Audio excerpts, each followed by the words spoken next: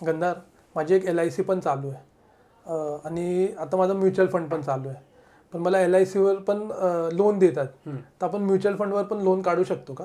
हो, आपल्याकडे ती पण फॅसिलिटी अवेलेबल आहे. आपल्या प्लॅटफॉर्मवरती जेवढी पण तुझी इन्व्हेस्टमेंट असेल म्युच्युअल फंड्समधली, ते सगळी लोन अगेन्स्ट सिक्युरिटीज किंवा लोन अगेन्स्ट म्युच्युअल फंडसाठी एलिजिबल आहे. आता त्याचे दोन प्रकार असतात. एक असतात लिक्विड फंड्स, ज्याच्यावरती आपल्याला 90% ऑफ द व्हॅल्यू लोन मिळतं, आणि जे बाकीचे फंड असतात त्याच्यावरती आपल्याला 50% ऑफ द व्हॅल्यूपर्यंत लोन मिळतं.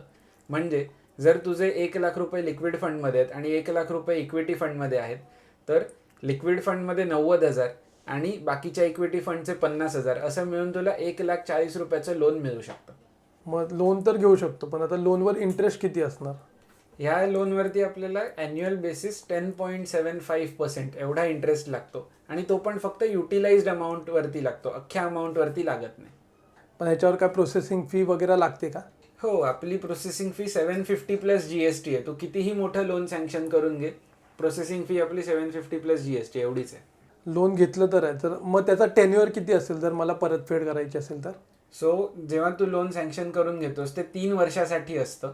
पण जर तू सँक्शन्ड अमाऊंटमधली फक्त 10,000 रुपये 2 दिवसासाठी वापरलीस, तर तुला फक्त त्या 10,000 रुपयावरती 2 दिवसासाठीचा इंटरेस्टच पे करायचा आहे. 3 वर्षासाठीचा सँक्शन पिरियड आहे, पण इंटरेस्ट हा फक्त युटिलाइज्ड अमाऊंट ऑन युटिलाइज्ड टाईम ह्याच्यावरतीच लागतो. पण जेव्हा लोन माझं संपणार आहे, पण तेव्हा होम लोनमध्ये कसं आपल्याला चार्जेस वगैरे केले जातात एंडला, तर आता म्युच्युअल फंडमध्ये पण असे चार्जेस लावले जातात का? नाही नाही, काही चार्जेस नाही आहेत. जसं मी म्हटलं तसं की तू जर लोनची अमाऊंट 2 दिवस यूज केलीस, 2 दिवसानंतर ती परत तुझ्या लोन अकाउंटमध्ये टाकलीस, तर तुला त्या 2च दिवसाचा इंटरेस्ट पे करायला लागेल. तुला काही फोरक्लोजर चार्जेस वगैरे काही लागणार नाही. गंधार, मी आता म्युच्युअल फंडवर लोन काढलंय, हम्म. तर त्या लोनवर इंटरेस्ट कसा कॅल्क्युलेट केला जातो?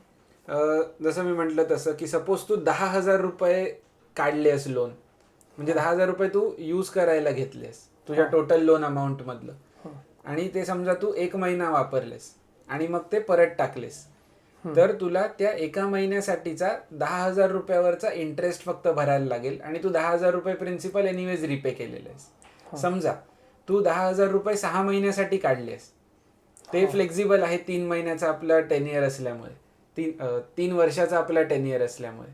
समजा तू ते 10,000 रुपये लोन अकाउंटमधून तुझ्या सेव्हिंग अकाउंटमध्ये घेतलेस, आणि ते 6 महिने तुझ्या सेव्हिंग अकाउंटमध्ये आहेत, तर 6 महिन्यासाठीचा जो इंटरेस्ट असेल तेवढाच फक्त ECSने तुझ्या बँकेतून जात राहील.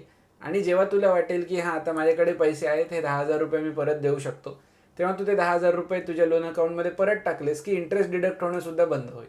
गंधार, आता म्युच्युअल फंडमध्ये तर माझं चांगलं कॉर्पस झालेलं आहे, पण त्यातलं मी 1,00,000 रुपयाचं लोन काढलेलं आहे म्युच्युअल फंड अगेन्स्ट. तर मग त्याचं काय कॅल्क्युलेशन असेल?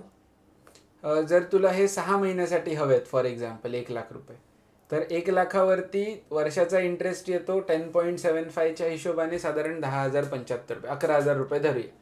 ऑन अन ॲव्हरेज महिन्याला 1,000 रुपये तुझा इंटरेस्ट डिडक्ट होईल. मी राऊंडिंग करतोय अर्थात. महिन्याला 1,000 रुपयाचा इंटरेस्ट तुझ्या बँकेतून ECS मधून डिडक्ट होईल, आणि जेवढे महिने ते 1,00,000 रुपये तुझ्या अकाउंटमध्ये आहेत तेवढे महिने हे 1,000 रुपये जात राहतील. जेव्हा तू ते पैसे परत तुझ्या लोन अकाउंटमध्ये टाकशील आणि हे जे डेबिट बॅलन्स आहे तो क्लोज करशील, तेव्हा ते इंटरेस्ट सुद्धा डिडक्ट होणं बंद होईल.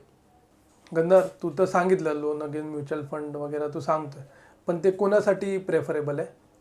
हे आयडियल आहे बिझनेसमॅनसाठी. कारण कसं होतं, बिझनेसमध्ये आपल्याला कंटिन्यू पैसे लागत नाहीत. पण आता सपोज तुझा बिझनेस आहे, तुला ह्या महिन्यात एक मोठी ऑर्डर द्यायची आहे, मग परत 2-3 महिने काही नाही आहे, परत एक मोठी ऑर्डर द्यायची आहे, तर तुला आयदर तुझी इन्व्हेस्टमेंट सेल करायला लागेल किंवा कुठून तरी EMI लोन घ्यायला लागेल.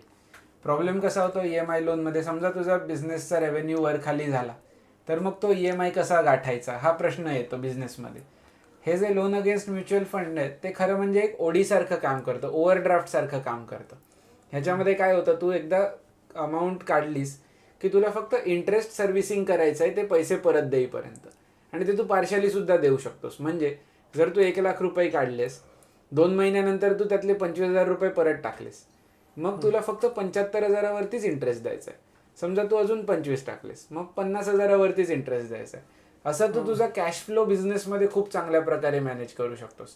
तेच जर तुझा एक सिम्पल EMI लोन असेल, तर तो EMI दरवेळेला दर महिन्याला हिट करणं हा एक एक्स्ट्रा स्ट्रेस तुझ्यावरती येईल. तेच जर तुझं ह्या अशा प्रकारचं loan against mutual fund format असेल तर तुझ्याकडे फ्लेक्झिबिलिटी राहते प्रिन्सिपल पेमेंट रिपे करण्याची.